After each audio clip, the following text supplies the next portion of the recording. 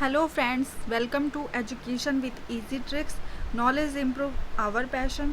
आज हम डिस्कस करेंगे हिंदी वर्णमाला तथा उसके भेद। आज हम डिस्कस करने वाले हैं वर्णमाला, स्वर तथा व्यंजन। वर्ण किसे कहते हैं तथा उनके कितने प्रकार हैं, स्वर किसे कहते हैं, उनके कितने प्रकार हैं, व्यंजन किसे कहते हैं, उनके कितने प्रकार हैं, और व्याकरण किसे कहते हैं। फ्रेंड्स, तो अगर आप हमारी चैनल पे पहली बार आए हैं तो चैनल को लाइक, सब्सक्राइब, शेयर करना मत भूलिएगा। आप पूरी वीडियोस देख लीजिएगा फ्रेंड्स। अगर आपको अच्छी लगेगी तभी लाइक, शेयर, सब्सक्राइब करिएगा फ्रेंड्स, ठीक है। तो आज हम सभी वीडियोस को ध्यान से देखने वाले हैं। इससे पहले हम एक मोटिवेशनल क्विटोज के साथ स्टार्ट करते हैं। जीतने का मज़ा तभी आता है जब सभी आपके हारने का इंतज़ार कर रहा हो। फ्रेंड्स, मुश्किलें बहुत आती हैं। बहुत सारे लोग आजकल तो ऐसे हो गए हैं जो आपको टाइम टू टाइम हमेशा कहते हुए मिल जाएंगे कि आप कुछ भी नहीं कर सकते हैं। बट प्लीज़ उनकी बातों पे बिल्कुल भी ध्यान देने की आपको ज़रूरत नहीं है, क्योंकि आप जो चाहते हैं आप वो कर सकते हैं। लोग तो इसी इंतज़ार में बैठे हैं कि आप कुछ ना कर पाइए, बट हाँ, आप कोशिश ज़रूर करिए। आप एक दिन जो चाहते हैं वो कर लेंगे। तो हम आते हैं टॉपिक पे। देखिए, ये है हिंदी वर्णमाला। इसमें होते हैं पहला स्वर, फिर व्यंजन, फिर संयुक्त व्यंजन, अनुस्वार या चंद्रबिंदी, विसर्ग, द्विगुण व्यंजन, कितने वर्ण होते हैं तो वो सब हम डिस्कस करेंगे, ठीक है।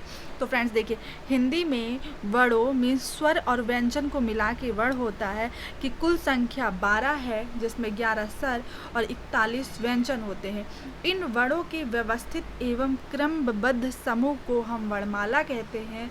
और जो वर्ण होता है वो हिंदी भाषा में प्रयुक्त सबसे छोटी इकाई होता है। तो कई बार क्वेश्चन आते हैं एग्ज़ाम्स में, आप किसी भी एग्ज़ाम्स में ले लीजिए, कॉम्पिटिटिव एग्ज़ाम जिसमें भी हिंदी का सेक्शन है, तो पूछता है हिंदी भाषा की सबसे छोटी इकाई क्या होता है, तो दे देगा वर्ण, शब्द, स्वर, व्यंजन। तो आपको पता होगा तो आप लगा सकते हैं ऑप्शन में वर्ण, कि वर्ण हिंदी भाषा की प्रयुक्त सबसे छोटी इकाई होती है, ठीक है फ्रेंड्स। तो अब हम डिस्कस करते हैं नेक्स्ट, वर्णों के भेद। कौन कौन से वर्ण के भेद होते हैं, तो वर्ण के दो भेद होते हैं, पहला स्वर और दूसरा व्यंजन। तो स्वर क्या होता है, तो स्वर वे ध्वनियाँ जो स्वतंत्र रूप से बोली जाएं, परंतु जिनका प्रयोग स्वतंत्र रूप से ना होकर मात्राओं के रूप में होता है, वे स्वर कहलाती हैं। हिंदी में फ्रेंड्स स्वरों की संख्या 11 है, जैसे कि अ, आ, ई, उ, री, ए, आए, ओ, औ। अब देखिए फ्रेंड्स, हम इनका प्रयोग मात्राओं के रूप में तो करते हैं, इसलिए वे ध्वनियाँ जो स्वतंत्र रूप से बोली जाएं, परंतु जिनका प्रयोग स्वतंत्र रूप से ना होकर मात्राओं के रूप में हो, वे स्वर कहलाते हैं। तो स्वरों की संख्या हो गई 11, छोटा, बड़ा, छोटी, बड़ी, छोटा, बड़ा, री, ए, आए, ओ, औ। अब ध्यान से पढ़ लेंगे तो इसी वीडियोस में आपके सारे कॉन्सेप्ट क्लियर हो जाएंगे, ठीक है। इसके दो मुख्यतः भेद होते हैं, पहला ह्रस्व स्वर और दीर्घ स्वर, और एक और होता है फ्रेंड्स प्लुत स्वर, बट उसका प्रचलन अब धीरे धीरे ख़त्म हो गया है, तो इसलिए उसका प्रयोग कम होता है। लेकिन आप देखें तो बहुत सारे जो व्याकरण करता थे, जो ज्ञाता थे, उन्होंने बताया है कि स्वरों के मुख्यतः 3 भेद होते हैं, ह्रस्व स्वर, दीर्घ स्वर, प्लुत स्वर, ठीक है। तो हिंदी में स्वरों की संख्या कई बार पूछता है कितनी होती है, तो 11 होता है। और इनका प्रयोग हम किस रूप में करते हैं, लिखित रूप में, मौखिक रूप में या मात्रा के रूप में, तो इनका प्रयोग हम करते हैं मात्राओं के रूप में। ये क्वेश्चंस हमेशा आते हैं, ऑप्शनल क्वेश्चन होते हैं, आपके माइंड्स में फिट होना चाहिए किसका प्रयोग किस रूप में करते हैं, कौन सी सबसे छोटी इकाई है, कितने किसके भेद हैं, ये सब इंपॉर्टेंट थिंग्स है, ठीक है। तो ह्रस्व स्वर और दीर्घ स्वर, पहले हम देखते हैं ह्रस्व स्वर।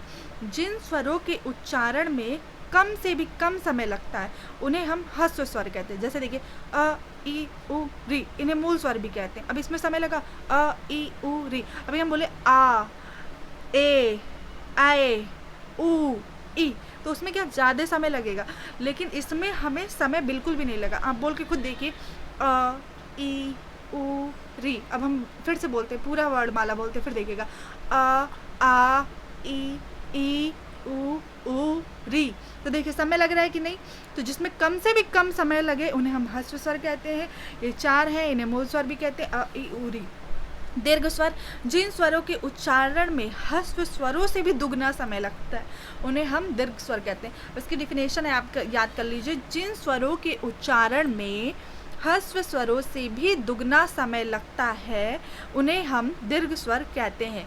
आ, ई, उ, ए, आए, ओ, औ। देखिए इनके में बोलने में हमें समय लग रहा है कि नहीं, जैसे आ, ई, ऊ, री, ए, आए। तो देखिए हमें बोलने में इसमें ज़्यादा समय लग रहा है, तो यही इसकी पहचान है। ठीक है, तो जिन स्वरों के उच्चारण में ह्रस्व स्वरों से दुगना समय लगता है उन्हें हम दीर्घ स्वर कहते हैं। व्यंजन पे अब हम आ जाते हैं फ्रेंड्स। व्यंजन क्या है, किसे कहते हैं, इनके कितने भेद हैं। तो व्यंजन जो है, जिन वर्णों के पूर्ण उच्चारण के लिए स्वरों की सहायता ली जाती है वे व्यंजन कहलाते हैं। अर्थात व्यंजन बिना स्वरों की सहायता के नहीं बोले जा सकते। ठीक है फ्रेंड्स, देखिए जिन वर्णों के पूर्ण उच्चारण के लिए स्वरों की सहायता ली जाती है वे व्यंजन कहलाते हैं। अर्थात व्यंजन बिना स्वरों की सहायता के नहीं बोले जा सकते।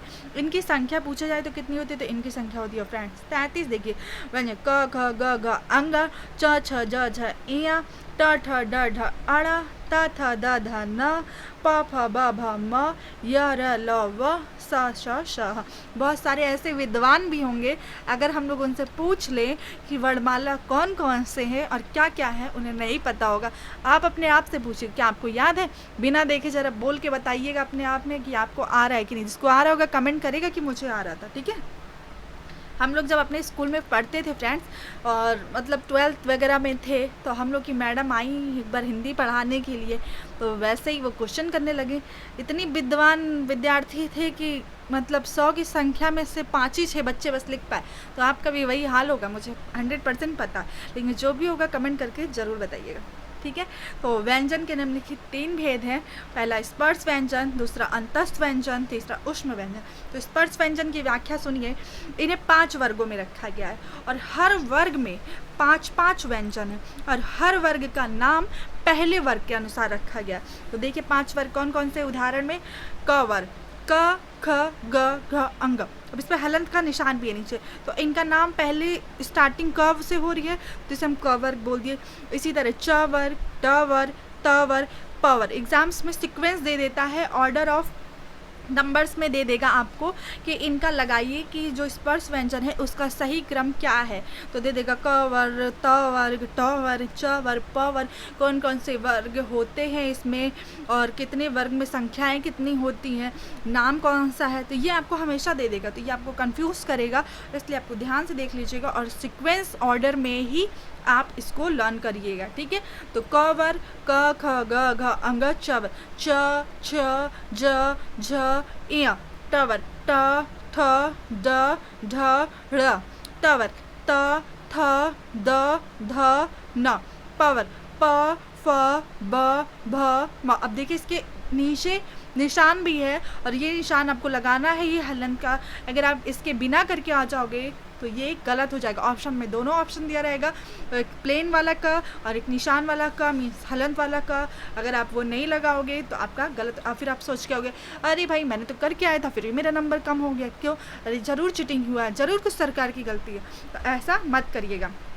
अंतस्थ व्यंजन कौन कौन से होते हैं, तो इनकी संख्या 4 होती है, य, र, ल, व ओनली। और स्पर्श अंतस्थ व्यंजन आपके सॉरी फ्रेंड्स, ये स्पर्श व्यंजन था और ये अंतस्थ व्यंजन था, ये बाय मिस्टेक वो हो गया है, आप सही कर लीजिएगा, ध्यान से देख लीजिएगा कि स्पर्श व्यंजन ये 5 हो गया है, ये क वर्ग, च वर्ग, ट वर्ग, त वर्ग। यहाँ पे अंतस्थ की हेडिंग नहीं रहेगी, ये आपका स्पर्श व्यंजन था, सेकंड वाला अंतस्थ व्यंजन है। ये जो आपका हो गया क वर्ग, ख वर्ग, ये बाय मिस्टेक गलत हो गया। ठीक है, तो इनकी संख्या 4 होती है, य, र, ल, व। ठीक है फ्रेंड्स, इनकी और ऊष्म व्यंजन की भी जो संख्या होती है वो 4 होती हैं, श, श, श, ह। और अंतस्थ व्यंजन की संख्या भी 4 होती है, य, र, ल, व। फ्रेंड्स ठीक है, स्पर्श व्यंजन हो गया आपका और ये अंतस्थ व्यंजन हो गया। तो ये सही नहीं लग पाया है, ये आप सही कर लीजिएगा।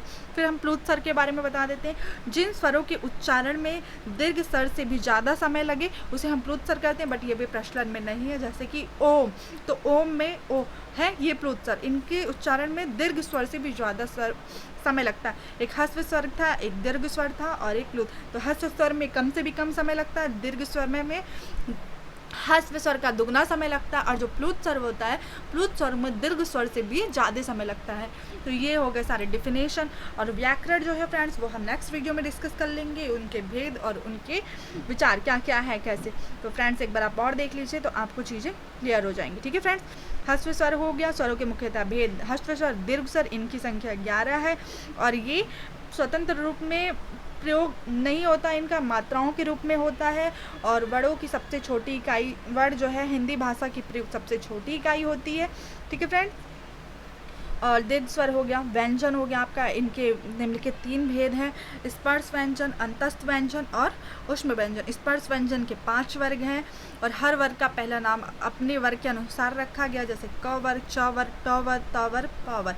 ठीक है, फिर अंतस्थ व्यंजन पे हम आ जाते हैं, इनकी संख्या 4 है, य, र, ल, व। ऊष्म भी इनकी संख्या 4 है, स, श, श।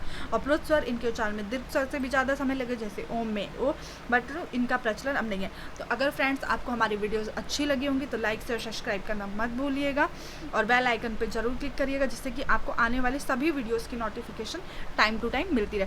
Thank you so much friends.